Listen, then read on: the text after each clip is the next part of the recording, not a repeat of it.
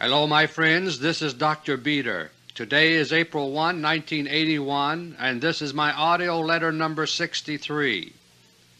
For 2 days now, news here in the United States has been dominated by the presidential assassination attempt Monday afternoon. The entity Ronald Reagan emerged from the Hilton Hotel waving and smiling at the press and bystanders. Then half a dozen or more shots rang out in rapid fire. The President, reportedly hit once, was thrown into his limousine which sped off. Also hit were a Secret Service agent, a Washington policeman, and White House Press Secretary James Brady with a bullet through the brain. It all happened at 2:25 p.m. Eastern Standard Time, March 30, 1981. By the time people were coming home from work and tuning in to the continuing news coverage, it was already beginning to look cut and dried. A lone assassin, we were quickly assured, an oddball of some kind, certainly no hint of a conspiracy. But, my friends, it is always the early reports that contain the truth. In the early moments after an episode like this, the unseen censorship of our controlled news media does not function so effectively. It is only after the story is told and retold that the untidy gems of truth are weeded out. In those early moments there were a number of puzzles which went unexplained and unmentioned later on. The most significant of these was a report on NBC television by NBC reporter Judy Woodruff. She was a close eyewitness and said, quote, "I was probably 1 car length and a half away from the President's limousine when the shots were fired. People immediately hit the ground, and I noticed there were some shots fired from an overhanging, from a sidewalk that was above where the President's car was." Unquote. Then she continued with other comments. My friends, those words of NBC's Judy Woodruff can only mean that there were at least 2 gunmen. By now every American must have seen the televised assassination attempt for himself over and over again, and the arrested suspect was not the one described by Judy Woodruff. He was not the one firing from an overhanging structure or sidewalk above the President's car. Instead, he was on a street level, close to the TV cameras and reporters. Just 8 seconds after she spoke the words I just quoted, Judy Woodruff was cut off in the middle of her report, and since that moment there has been no more talk about the assassin firing from above the President. That is, not by the reporters. There have been related comments by several different medical spokesmen interviewed on television. They spoke of a downward shot which just grazed the President's chest, but was deflected into his body when it struck a rib, and last night NBC Nightly News even showed a diagram to this effect. But no one is daring to ask the logical question: how could a bullet fired by the suspect we saw have struck the President from above? You saw it all for yourself, my friends. The President was not bending over when he was hit, but standing straight. The only thing that does explain the bullet from above is what Judy Woodruff reported just once on NBC television. I'm sorry to say that the warnings which I made public in AUDIO LETTERS 60 and 61 are starting to be fulfilled already. The Bolsheviks here apparently failed this time to cut short the new administration. But this is only a reprieve, my friends. They are obsessed with the determination to retake total control of the United States government. Meanwhile, the Bolsheviks here are continuing to flex their muscles in other ways. In particular, they are hard at work to condition our minds to become more belligerent toward Russia, even though we will be committing mass suicide. The next major step in this plan is a 4-part miniseries to begin Sunday, April 5 on ABC television. The series, titled Masada, was filmed in Israel at a cost of $20 million. It's the story of more than 900 Jews who rebelled against ancient Rome and held out for years against impossible odds. Then, faced with the inevitable Roman victory, the Jews of Masada supposedly committed mass suicide rather than be captured. Ancient Masada, my friends, was the model for the Guyana kibbutz of Jim Jones. At Jonestown, just as at Masada, more than 900 men, women, and children were supposed to have committed mass suicide rather than surrender to the imagined enemies of Jim Jones. But it was actually mass murder, not mass suicide. As I explained in AUDIO LETTER 40, Guyana is intended by the Bolsheviks to be the model for the United States. They want us to develop a Masada complex because they want us to commit mass suicide in a war we know we cannot win, all to benefit the Bolsheviks alone. My three special topics for this AUDIO letter are: Topic number 1, First Strike Planning by America and Russia. Topic number 2, The Economic Road to Dictatorship in America. And topic number 3, Your Decision to Flee or to Fight. Topic number 1. As I say these words, a great tragedy is unfolding slowly in Poland. Less than a year ago, a new workers' union called Solidarity started gaining power in Poland. It appeared to hold out the promise of a better life for Poles. Instead, the Solidarity Union has consistently moved Poland to the brink of crisis after crisis. Each crisis has been more dangerous than the one before it. Now, Poland is moving closer to confrontation with Russia, which it cannot possibly win. What Solidarity is doing in Poland is to taunt the Russian bear. The moment one crisis is averted, another is set in motion in a relentless campaign of labor turmoil. By its actions, Solidarity is telling Russia, if you do not intervene militarily, we will take Poland away from you. After Poland, we will break off Hungary, Czechoslovakia, and even East Germany, and then turn them all into enemies on your doorstep. In AUDIO LETTER 59 last October, I gave a warning that this was the true purpose of the Solidarity Union in Poland. Solidarity did not spring up spontaneously from the working masses of Poland itself. Instead, it is financed and controlled by the Bolsheviks here in the United States and abroad.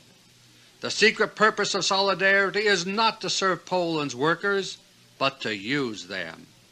Poland is being forged into another Guyana to be sacrificed on the altar of satanic Bolshevik power.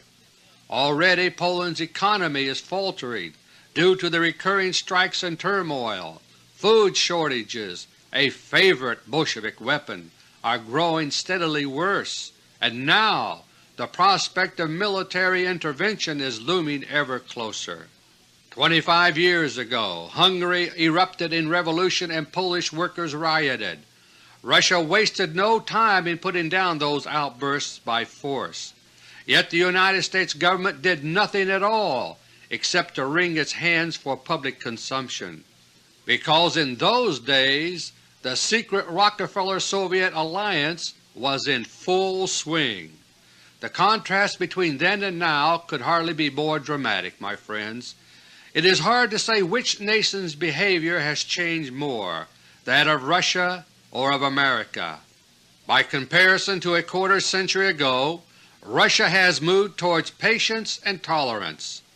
First, in full compliance with the Helsinki Accord, Polish workers were allowed to form their own union independent of government control. In the old Bolshevik days, that would have been unheard of in itself. Then nearly a year of turmoil and crisis has been allowed to pass without military action by Russia. Instead, there have been government concessions and even a change of government in Poland, all to defuse labor crises. From any objective viewpoint, all of this adds up to far more tolerant behavior by Russia than 25 years ago. And yet, what is America's response compared to 1956? The answer is that the United States is now reacting to a lesser provocation with greater belligerence. In recent days, the United States has issued public warnings to Russia which are so blunt as to make Russia lose face if she does not act. Like the Polish Solidarity Union itself, the United States is goading and taunting the Russian bear. So Russia has moved toward moderation, while America has moved toward belligerence. The public itself is now beginning to see for itself the collapse of the Rockefeller-Soviet alliance, which began coming apart in 1976, 5 years ago. The split began with a still-secret underwater missile crisis in the summer of that year. The four Rockefeller brothers tried desperately to patch things up, but Russia finished severing the alliance in September 1977. Russia began the massive deployment of a whole new generation of manned space weapons, her unique Space Triad, and in the process America's secret military control of space was broken. All of this was tied directly to drastic changes taking place within the ruling circles of Russia. I have detailed all of this in the course of many past AUDIO LETTER reports. Today it is no longer Russia, but the United States which is dying from the cancer of Bolshevism. The old Bolsheviks who used to control Russia have been overthrown and expelled from Russia by the hundreds of thousands, and now they are replacing the Rockefeller cartel as the most powerful faction in America. Meanwhile, having overthrown the satanic Bolsheviks, Russia's secret new Christian rulers are struggling to revive the spiritual roots of Russia. Step by step they are reopening churches, welcoming legal shipments of Bibles into Russia, and allowing religious broadcasts into Russia without jamming, so long as they are non-political. But eradicating the deep scars of 60 years of Bolshevism is a long and complex task. It requires a complete overhaul of the economic and cultural life of a vast nation. The overthrown Bolsheviks have no intention of letting the secret new Kremlin rulers finish the job. Instead, they are obsessed with a frenzy to bring Russia to her knees once again.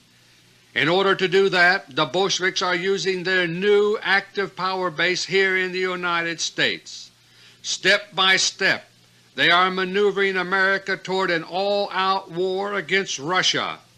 In the summer of 1978, I reported that America was secretly shifting to a first-strike nuclear strategy.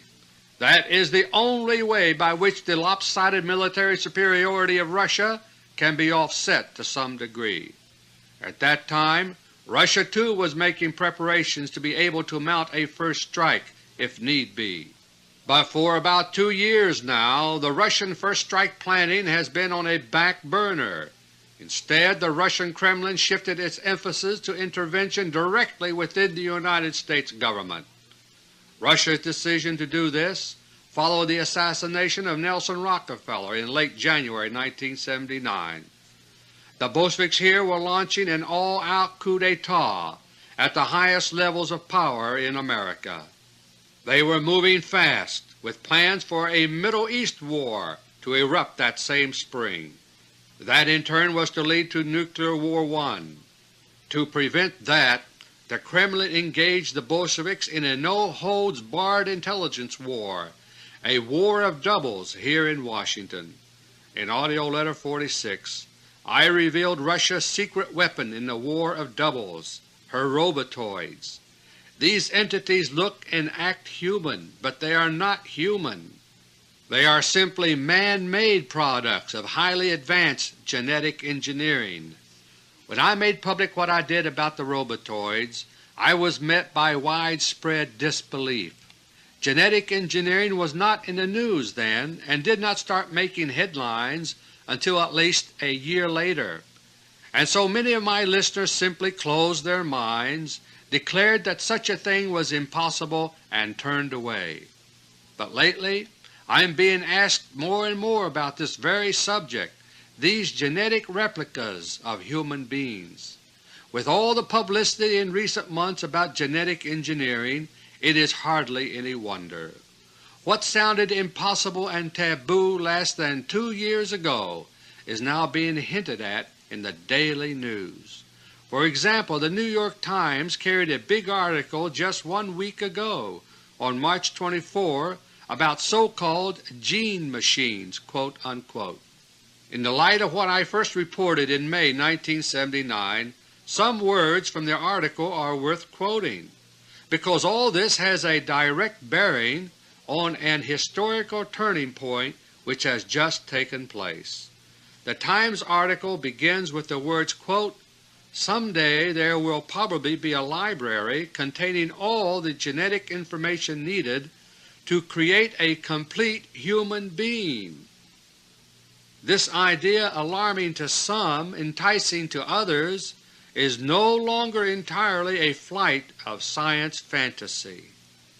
New techniques and automated machines are enormously increasing scientists' ability to spell out the message of heredity in living cells, to put together their own artificial messages in the universal genetic code, and to analyze in complete detail the proteins on which all life depends.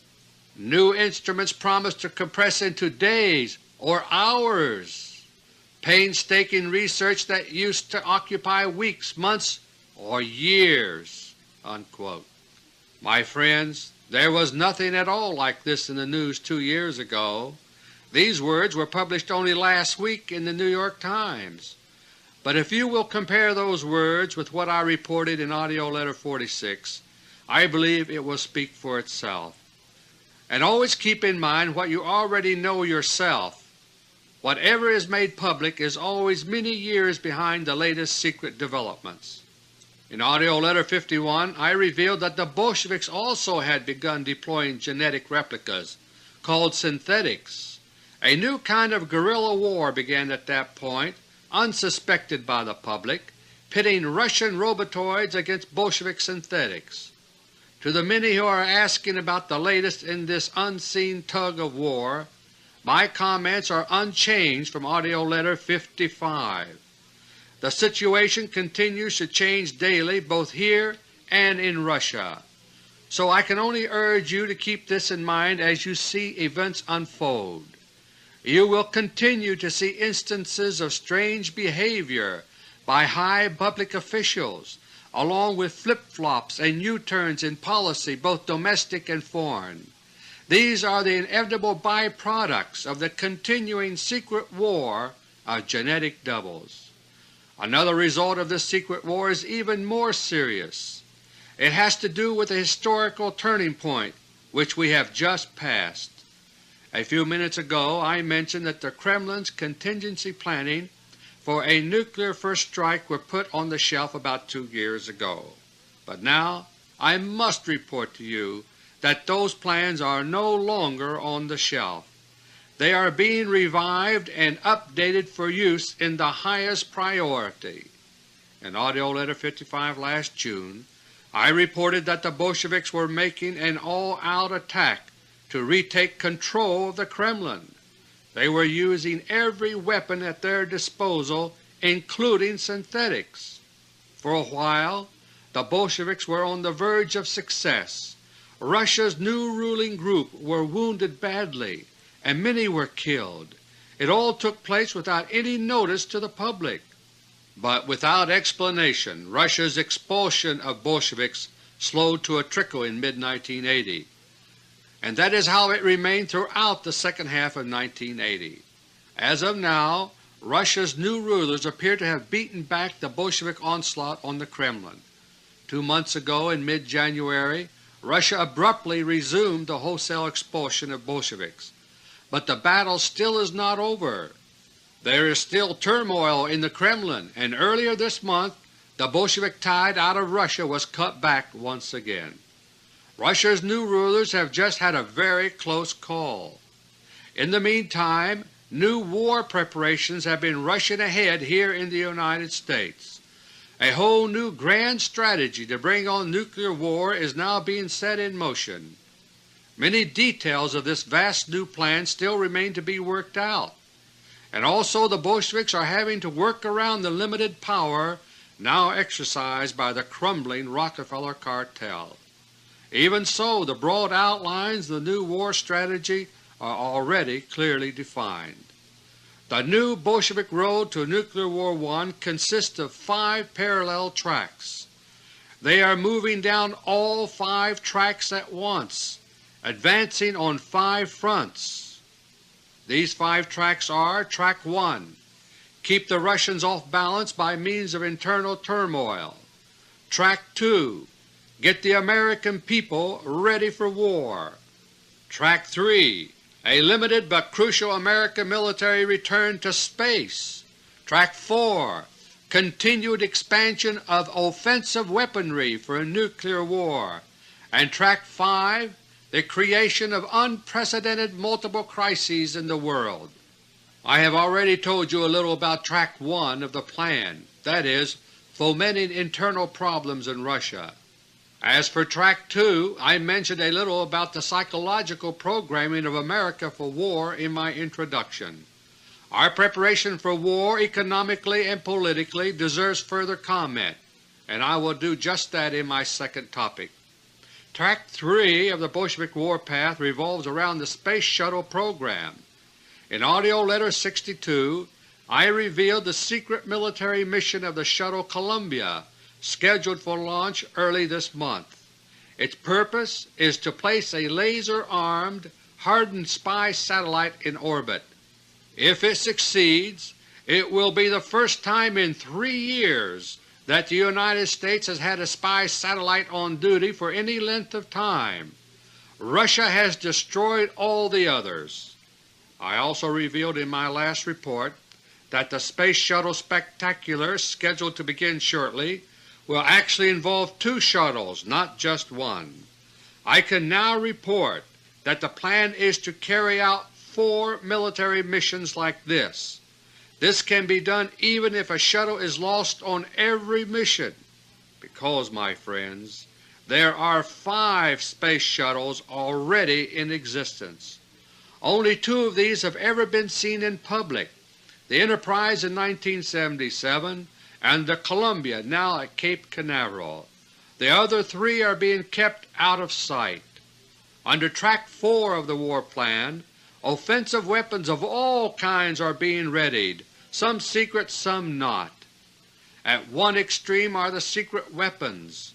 One of these is the secretly deployed American mobile ICBM, the Minuteman TX, which I first made public in AUDIO LETTER No. 55.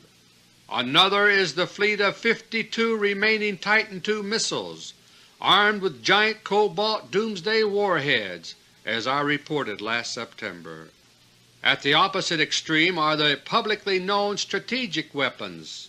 They too are being readied, no matter how obsolete they have become. For example, last month on February 8, the Strategic Air Command carried out its largest air operation since World War II. SAC threw everything it had into the exercise. Hundreds of weary old B-52s groaned into the air, along with assorted FB-111s and tankers. When war comes, the Bolsheviks know that very few will get through to their targets, and none will return. But they will be thrown into the conflict anyway, just for nuisance value. The Bolshevik attitude is, every little bit helps. All these things are important, my friends, but Track 5 of the plan may be the most important of all. That is the part of the plan calling for multiple crises. It is through these crises that the Bolsheviks expect to achieve what they have been denied up to now, a foolproof trigger for a nuclear war I. They plan to confront the Russians with so many potential avenues to war that the Russians cannot cover them all. Because of this plan, the whole world will soon be seething with strife and turmoil. We will no longer see merely one crisis after another. Instead it will be 2, 3, 4, 5 major crises in the world, all at the same time. Even now it is beginning to happen. Right now there are simultaneous crises in El Salvador and in Poland. One threatens Russia's client state Cuba, while the other threatens Russia itself. And in the months to come there will be more, involving the Middle East, the Persian Gulf, Red China, and Australia. All 5 tracks in the emerging Bolshevik warpath converge about mid-1982. By then they expect to have America on a war footing, as I will explain further in my second topic. All 4 Space Shuttle missions are planned to be completed by then. The offensive weapons now in the works will be ready, and by then the world will be in a cauldron of crises, made to order for setting off nuclear war suddenly and without warning. Just as crises in the Balkans triggered World War I, a world in crisis will trigger Nuclear War I. Russian intelligence has already informed the Kremlin about the new grand plan of the Bolsheviks here. Russia's rulers have considered that information in the light of their own deadly struggle to retain control of Russia's government during the past year, and they have come to a decision. The time has come for Russia to resume preparations for their own first strike against the United States. In January 1980, I revealed that the hardliners were once again in control in the Kremlin. They believe nuclear war is inevitable, that the Bolsheviks will keep trying until they bring it about. In their view, the only realistic approach is to prepare to win the inevitable conflict with minimum casualties to Russia. In addition, their planning is aimed at minimizing casualties and irreversible environmental damage to planet Earth. In AUDIO LETTER No. 38 I described what the Russian rulers call their cosmic perspective. They are looking ahead to the day when planet Earth itself will be the headquarters of the interplanetary Russian Empire. If the Bolsheviks here succeed in striking first, the Earth will be poisoned with deadly radiation and radioactive fallout worldwide. Yet the Bolsheviks themselves will largely escape the fate which they will bring down upon the rest of us, because by picking the moment for war they will be able to hide safe and sound in expensive government war bunkers. But Russia's rulers have no intention of letting that happen. They now intend to strike first. They plan to destroy American missiles in their silos, and thereby prevent their old-style nuclear warheads from contaminating the Earth. Instead, the Russians intend to fight the entire war with their New Age weapons which produce no fallout. There will be geophysical warfare, shattered reservoirs and dams, neutron bombs, and particle beam blasts from cosmospheres overhead and from the Moon. In short order, the United States as we know it will be no more. But our agony will be for us alone. There will be no fallout to plague the rest of the world. Within the United States, rural areas and small towns without military or other federal installations will be spared. If the Russians follow through on this plan, rural areas will be relatively safe in the initial attack. Even so, the fate that now awaits our nation beggars description. We have allowed the satanic Bolsheviks to live among us, to warp our ideals, and to corrupt our nation. We have not resisted their intrigues to get us into war. So now plans are being made by Russia to exterminate the Bolsheviks here. And when that happens, my friends, tens of millions of us will also die with them. Topic number 2. Last week, on March 26, a new Presidential Council was created by a Presidential Executive Order. It's called the President's Council on Integrity and Efficiency. The Council will have 23 members. This will include officials from the Office of Management and Budget, the FBI, the Justice Department, the General Accounting Office of Congress, and representatives of certain Cabinet Secretaries. It will also include 16 Inspectors General assigned to various government departments. The post of Inspector General is itself a new one. It was created by Congress in 1978. It was the Treasury Inspector General who sent a useless report concerning Fort Knox to Senator William Proxmire last September 30, 1980. I have discussed that report for you in previous audio letters recently. It gave the superficial impression of an investigation to protect the public interest, but its only real function was to help keep the lid on the covered-up gold scandal. Likewise, we are told that the new Council on Integrity and Efficiency is being created to root out waste, fraud, and inefficiency in government. We're supposed to believe that it will be the government's way of keeping watch on itself. But, my friends, this is nothing more than sugarcoating for dictatorship. It is taken straight from the pages of the secret new Constitution for America, which I first made public in 1975. We are witnessing the creation of what the secret new Constitution calls the Watchkeeping Service, quote unquote. The so-called Watchkeeping Service would be headed by an official designated the Watchkeeper. The Watchkeeper, my friends, corresponds to the Chairman of the new Council on Integrity and Efficiency, Edwin Harper. The secret new Constitution specifies, quote, "With the assistance of an appropriate staff, the Watchkeeper shall gather and organize information concerning the adequacy, competence, and integrity of governmental agencies and their personnel." Unquote.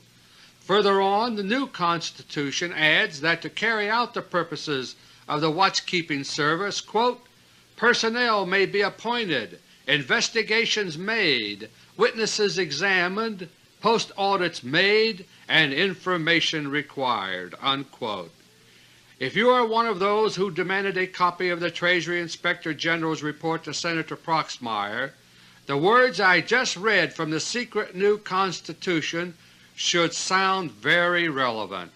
These things are exactly what the so-called Inspector Generals pretend to do, and in describing the new Council on Integrity and Efficiency, White House spokesman said that the Council will have the job of developing, quote, "a corps of well-trained and highly skilled auditors and investigators." Unquote. My friends, I first made public the secret new Constitution for America in my audio book talking tape No. 4 in July 1975. Shortly after that, I also released a pamphlet containing the entire text of the secret new Constitution. That is what I was reading from a few moments ago.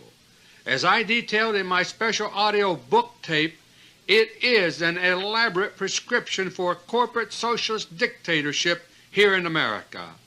When I first made the secret new Constitution public in 1975, the late Nelson Rockefeller, then as Vice President, was hoping to bring it into being all at once.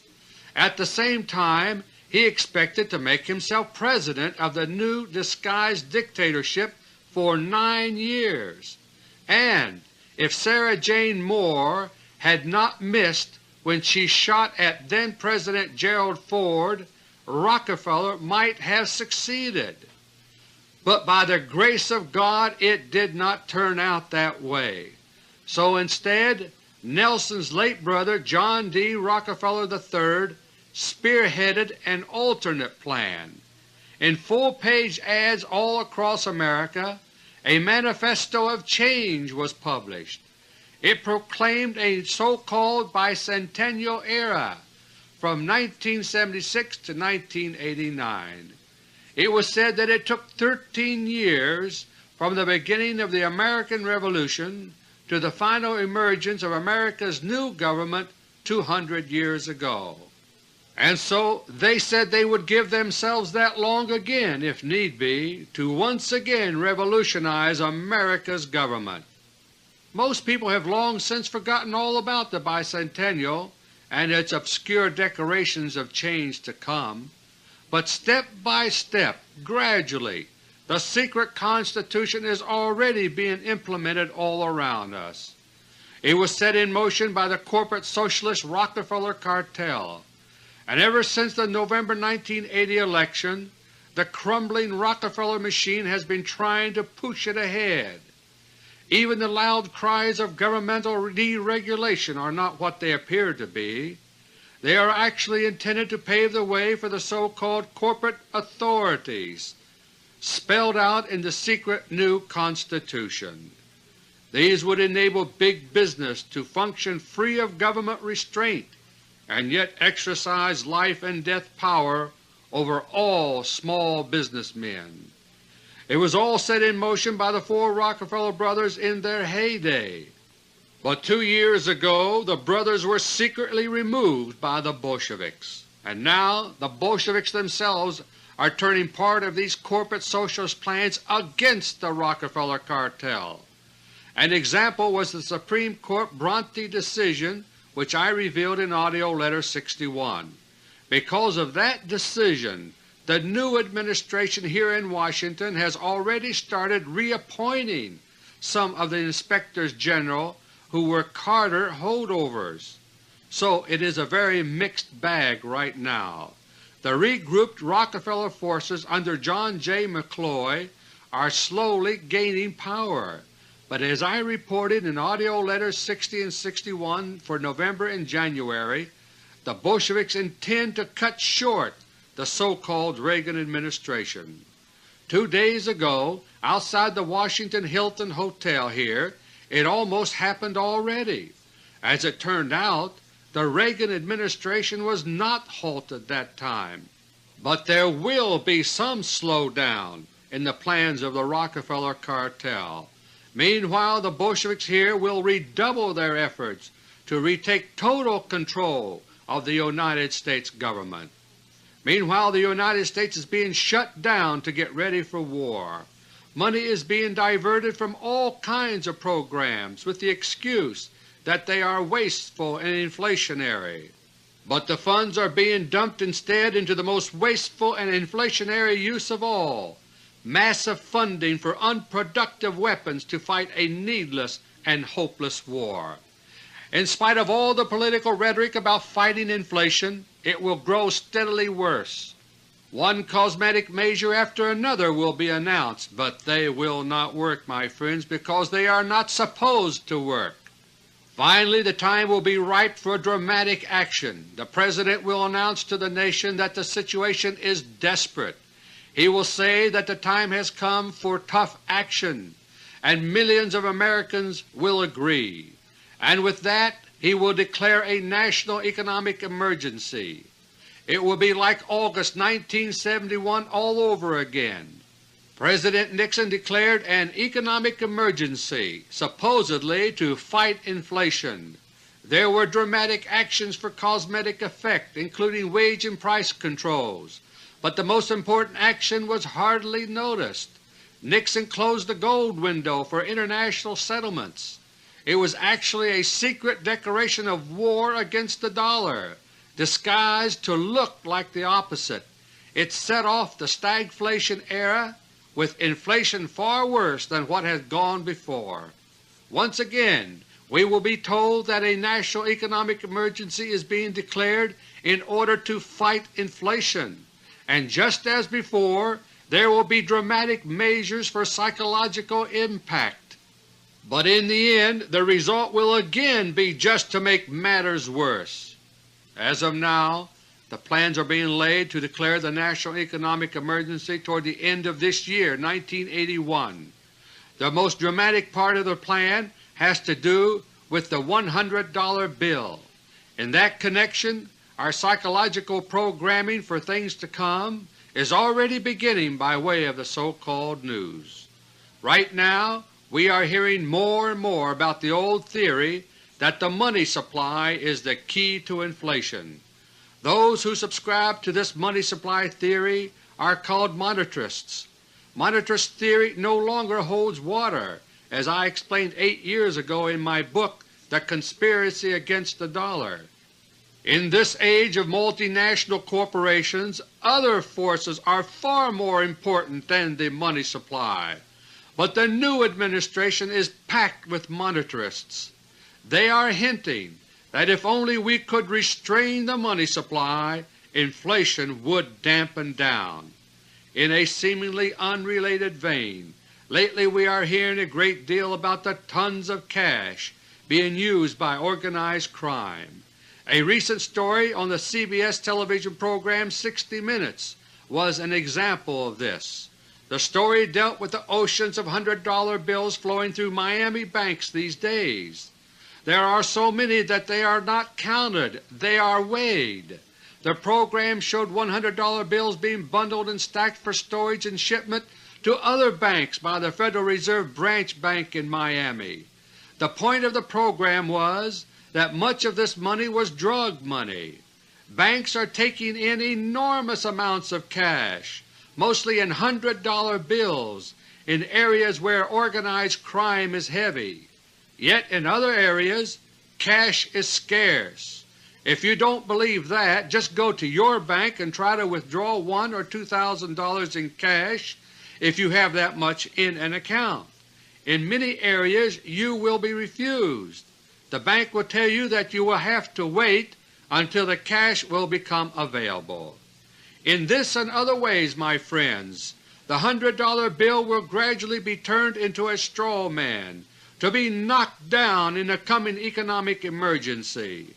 When the economic emergency is declared, the Presidential Executive Order will declare the $100 bill illegal tender. Everyone holding $100 bills will be given a short time to redeem them. The redemption period currently planned will be 3 days. After that, the $100 bill will be repudiated by the United States. If you are still holding any after that, you will simply be out of luck. To redeem your $100 bills, you will be required to go to your own bank, one where you have an account. No bank will be required to redeem bills for non-depositors unless you will sign an affidavit that you have no accounts in any other bank. When you turn in your $100 bills at the bank, you will be required by Presidential Executive Order to give your name, address, and Social Security number. If you turn in more than a certain small amount, perhaps $500, you will also be required to sign an affidavit stating where you got them. Up to that same small amount, the bank will redeem your $100 bills in cash of smaller denominations. Any amount beyond that will be redeemed only as a deposit to your account at any one time. All of this will come as a complete shock to the American people. The only advance notice of the $100 bill repudiation will go to foreign central banks. A mere 24 hours before the emergency declaration they will be informed about it. The vast quantities of $100 bills abroad will be subject to the same brief redemption period as here in the United States. America's repudiation of the $100 bill will be portrayed as a tough attack on inflation and on crime as well. The disclosure provisions will be said to be designed to reveal holders of concealed wealth, including criminals. More importantly, the elimination of the $100 bill will supposedly help bring the money supply under control and with it inflation. $100 bills now constitute about 1/3 of the total dollar value of all United States currency in circulation here and abroad. Under the plan, many will be redeemed as bank deposits, that is, bookkeeping entries. Those can be watched and controlled far more easily than cash. We will even be told that the supposed anti-crime angle will have an anti-inflation bonus. Criminals holding large hoards of $100 bills may decide never to turn them in and thereby reveal themselves, and that will result in an actual drop in the money supply. The monetarists will assure us that this will be like poking a pin into the swollen balloon of inflation. The Presidential Executive Order declaring the emergency will also proclaim a bank holiday of several days. This will be for the purpose of preparing the banks for the redemption rush to follow. When the banks reopen, the actual redemption period to turn in your $100 bills will begin. The emergency proclamation will also close the nation's stock markets for a similar period. Two excuses will be given for this. One is that the administration will want Wall Street to absorb the news in an orderly manner without any chance of panic. The other excuse will be that large amounts of crime-related $100 bills are being laundered through the stock exchange. The cutoff of those cash transactions will come as a shock to Wall Street. As a psychological ploy, it will be a masterstroke. It will seem to say that America has finally gotten serious about its inflation. The dollar will temporarily become stronger abroad, and the price of gold will plummet. Speculators with inside information will sell gold short ahead of time. Then after the price drops, they will buy up the gold again. The psychological shock of the $100 bill ploy will soon wear off, and then gold prices will head upward again on the crest of new crises. For all its dramatic impact, the repudiation of the $100 bill will have no lasting effect on inflation. It will be defended by the monetarists as justified by their money supply theories, but it will actually attack nothing but the symptoms of inflation. If inflation is really to be cured, it must be by going to its causes, and that cannot be done without tackling the scandal of America's missing gold reserves. Even so, the elimination of the $100 bill will have a lasting effect in another way. It will begin to condition Americans to the idea that there is nothing sacred about the currency we are accustomed to using. Only a little further down the road the process will be completed by replacing our shriveling dollars with a new currency. But even that will be only a way station on the way to the final destination of a cashless society. The final dream of the money monopoly masters is to reduce everything to credit entries processed by computers. If they can achieve that, then they will achieve total control over the money supply, and they believe they will also achieve total control over you and me. At long last we will all be their slaves. The declaration of economic emergency will also have another purpose. It will secretly activate the emergency powers of the President for wartime measures. America will start moving more quickly onto a war footing. The bureaucracy of wartime controls will start cranking up, all in the name of fighting inflation. And having been terrorized by the government into turning in our $100 bills as we did our gold in 1933, we Americans will start developing a wartime mentality. It will take place at a subconscious level. Most of us will be unable to define why we somehow feel uneasy, but without being told a word, Americans will feel the ghostly pre-war echoes of the 1930s. The $100 bill episode will also leave many of us feeling helpless to resist the seemingly almighty government. The message will be burned into our minds: obey or else. We will be on the road to war, and we will also be on the road to dictatorship here in America. Topic number 3. My friends, these are the things which are now being planned for us. It is real. It is happening. If you still don't believe it, just think again about those moments outside the Washington Hilton Hotel 2 days ago. Assassination politics and suicidal war preparations have got to stop. We have arrived at this point along an economic road. So to stop it, we too must fight back with economic weapons. The one economic weapon which is big enough to do the job is the Fort Knox gold scandal. That is what I explained in AUDIO LETTER 56 last summer when I first began giving you my answers to the question, "What can I do?" Lately a few of my listeners seem to be losing sight of this, so I think I should say it again. If we want to do something about our headlong rush into disaster, the Fort Knox gold scandal is the way to do it. If we just get bored and walk away from it, my friends, it's all over. We will have forfeited America's last chance. Perhaps there are some among you who are growing weary of our preventive war of truth.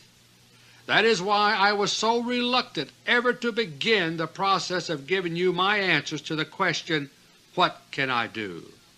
When I began doing this in AUDIO LETTER 56 last summer, I emphasized as strongly as I could that we will have to stick with it if we want to win. But in our speeded-up world today, scandals are like water poured over sand. They make a big splash for a moment, but they hardly sink in before they are gone. Many people get bored, they are forgetful, they lose interest quickly, and because all this is so true, our enemies always know they can get away with anything. All they have to do is wait a little while, and we will oblige them by forgetting about it, whatever it was. If there are some who feel this way, it would be best for them to turn back now and go no further. Better to flee the coming catastrophe now, before it happens, than to end up later as a pathetic refugee from a devastated America. To those who feel they must make that choice, I can only say, go, and may God be with you. But large numbers of you are still saying in your letters, what is the next step? What is the next action we can take? To all of you I say, may we now redouble our preventive war of truth. It's time for us to draw our second wind, because the longer we persist without giving up, the more dismayed our enemies will become. In Topic Number 2, I discussed the creation of the President's new Council on Integrity and Efficiency. I also revealed its unadmitted source, the secret new Constitution for Dictatorship in America. But like other recent Presidents, the current occupant of the Oval Office is an actor, doing as he is programmed to do. In the past, other Presidents have later expressed deep regrets for taking actions which they did not understand at the time. Woodrow Wilson publicly regretted signing the bill creating the Federal Reserve System. Harry Truman regretted his creation of the CIA, as he said in public shortly after the assassination of President Kennedy in Dallas. And at the end of his presidency, Dwight Eisenhower gave a warning against the military-industrial complex which had dominated his public life. So there could be a ray of hope in connection with the new Council on Integrity and Efficiency. Just after signing the executive order to create it, the entity President Reagan said, quote, "We are going to follow every lead, root out every incompetent, and prosecute every crook we find who is cheating the people of this nation." Unquote. My friends, if the President really meant those words, then we should take him up on it. If he did not mean them, then we should call his bluff, because the only thing more dangerous than a declared enemy is a false friend. Either way, you have a right to petition the President for redress of grievances. So, my friends, here's what I suggest. The President promised to, quote, "prosecute every crook we find who is cheating the people of this nation," unquote. And we, the people, have been cheated out of practically our entire monetary gold supply. 100 years ago, thousands of hard-working prospectors scraped together that gold, 1 or 2 hard ounces at a time. But a few manicured international bankers and their bureaucrats were able to mine all that gold out of Treasury depositories without even soiling their hands. The President also promised, quote, "We are going to follow every lead," unquote. If he means those words, then he should be eager to do what neither Senator Proxmire nor the Federal Reserve Banks have been willing to do up to now. He should be anxious to follow the many leads which have already come to light over our stolen gold. My friends, we should bombard the White House with mailgrams, not letters, not postcards, but mailgrams. The more the better, from you, your friends, your neighbors, your relatives. It will cost you some money to send mailgrams, but the stakes are enormous. This is one of those moments when half measures or penny pinching will cost us dearly, very dearly. We must have impact. To send your mailgram, simply call Western Union and say that you want to send a mailgram to President Reagan. Then dictate your message. Here is a sample to get you started. Dear President Reagan, when you created your new Council on Integrity and Efficiency recently, you made some comments which I heartily applaud. You promised to follow every lead in rooting out those who are cheating the people of this nation. I would like to believe that you truly meant those words, and so would all my friends and neighbors. Therefore, I want to call your urgent attention to some very glaring leads which need to be followed. They point toward disastrous cheating of the American public by certain individuals in government. I am referring to the mounting evidence that large amounts of America's alleged gold stockpiles have been illegally disposed of. In a cassette tape commentary last month, Dr. Beter made public two Treasury documents which contradict each other. Both documents pertain to the London gold pool shipments of the 1960s, but there is a discrepancy of 165 million ounces between them. At current prices, that is over $80 billion, far more than the budget cuts you are now proposing. If any lead deserves to be followed, surely this one does. You can do that easily, Mr. President, since Dr. Beter's Washington office is located close to the White House. Dr. Beter has promised to keep his listeners informed of your response, and I will inform everyone else I know in turn. End of mailgram followed by your name and address. My friends, time is growing shorter and shorter. We must know who is for us, the people of America, and who is against us. Senator Proxmire has shown that he is not for us. The Presidents and Directors of the regional Federal Reserve Banks are gradually doing the same thing by not acting. So now it is the President's turn. Let us pray that his response will be different, but either way we will know. Now it's time to give you my last-minute summary. 2 days ago an attempt was made to cut short the new administration under the name of Ronald Reagan, but the attempt failed, giving us a reprieve from an immediate return to total Bolshevik control of the government. Even so, America is being shut down for war. A declaration of economic emergency is being planned for late this year that will include repudiation of the $100 bill. At the same time, the machinery of dictatorship is slowly taking shape all around us. And now plans are once again being laid, not only here but also in Russia, for a first strike in all-out nuclear war. My friends, there is only one way to stop all this. That is to expose those responsible before America is put to the sword. The sword of our Lord Jesus Christ is the truth, and if we will only use this weapon of the truth, we will find that it is more powerful than all the other weapons conceived by man. Until next month, God willing, this is Dr. Beter. Thank you, and may God bless each and every one of you. There are more than 900 Jews who rebelled against ancient Rome and held out for years against impossible odds. Then, faced with the inevitable Roman victory, the Jews of Masada supposedly committed mass suicide rather than be captured. Ancient Masada, my friends, was the model for the Guyana kibbutz of Jim Jones.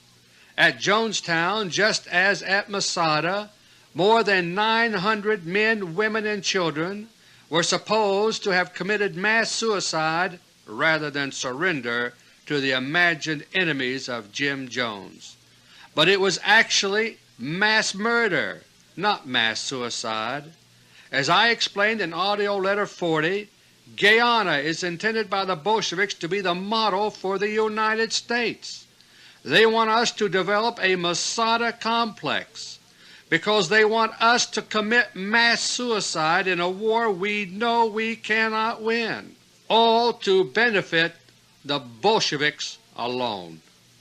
My three special topics for this AUDIO letter are: Topic number 1, First Strike Planning by America and Russia. Topic number 2, The Economic Road to Dictatorship in America. And topic number 3, Your Decision to Flee or to Fight. Topic number 1. As I say these words, a great tragedy is unfolding slowly in Poland. Less than a year ago, Hello my friends, this is Dr. Beter. Today is April 1, 1981, and this is my AUDIO letter number 63. For 2 days now, news here in the United States has been dominated by the presidential assassination attempt Monday afternoon. The entity Ronald Reagan emerged from the Hilton Hotel waving and smiling at the press and bystanders.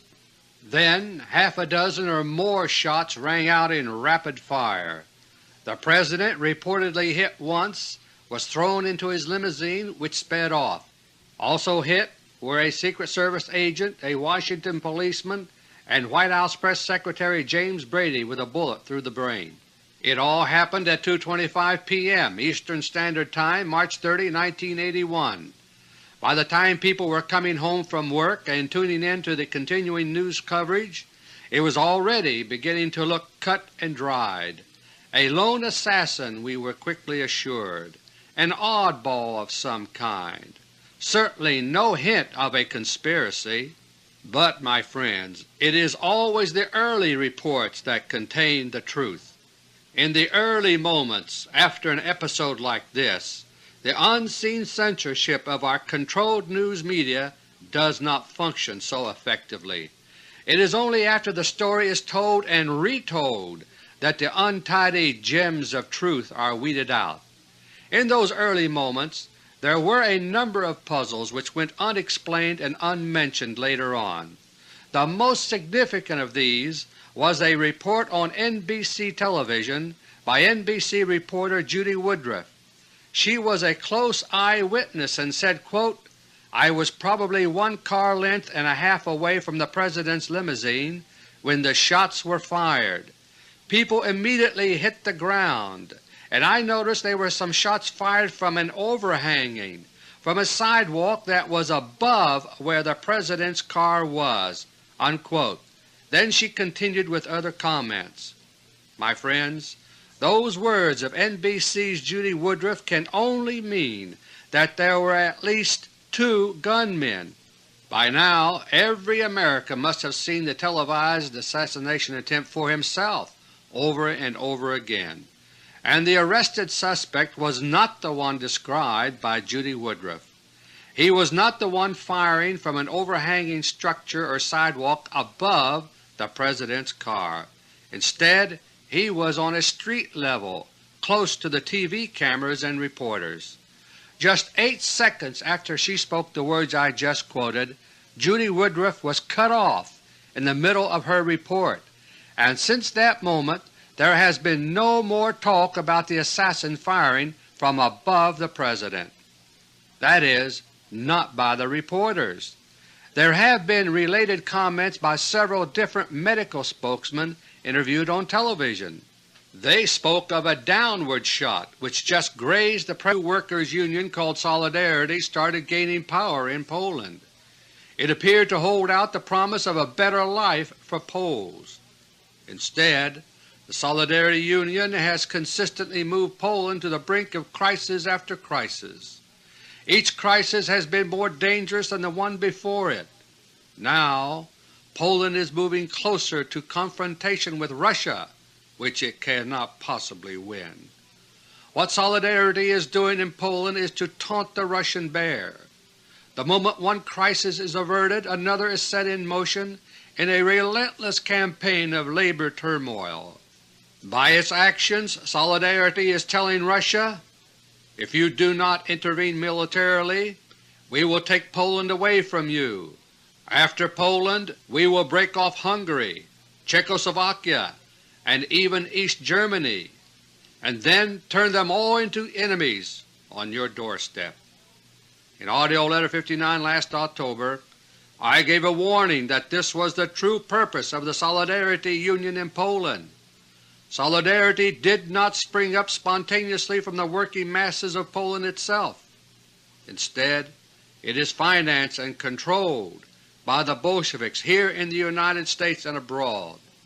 The secret purpose of Solidarity is not to serve Poland's workers, but to use them. Poland is being forged into another Guyana to be sacrificed on the altar of satanic Bolshevik power.